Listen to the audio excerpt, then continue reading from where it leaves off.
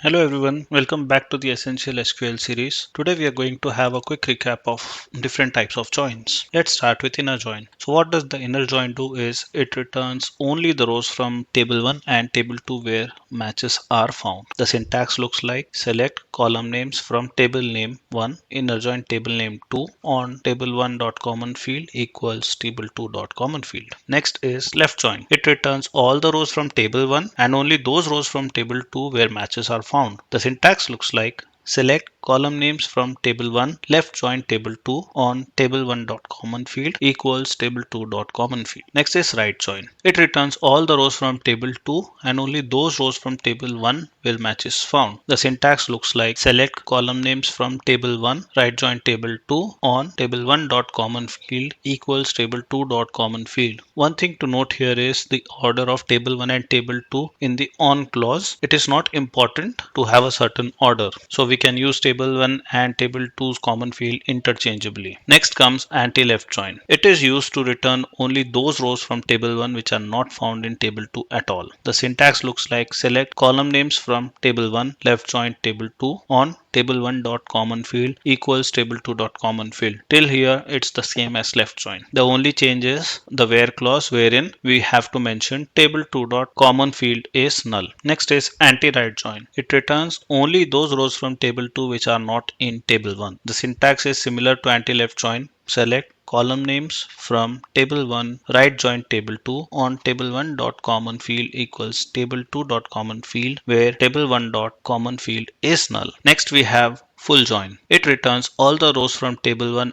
and table 2 whether a match is found or not. Whenever there is a match found, the data from table 1 and table 2 are on the same row. Otherwise, if the match is not found in table 2, all the data in columns for table 2 is null. Similarly, if nothing is found from table 1, all the corresponding columns for table 1 show null. The syntax looks like select column names from table 1 full join table 2 on table 1 dot common field equals table 2 dot common field. Next is anti full join. It returns only those rows from table 1 and table 2 where no match is found. It is kind of exact opposite of inner join. The syntax looks like select column names from table 1 full join table 2 on table 1 dot common field equals table 2 dot common field. Till here it is the same as full join. We add where clause to say table 1 dot common field is null or table 2 dot common field is null, which means if either of those are null, it has to return only those. Next is self join. It returns all the rows from a table where the match is found with itself. So the syntax looks like select column names from table 1 alias A inner join table 1 again alias B on A dot common field equals P dot common field. Now these two common fields are not usually the same.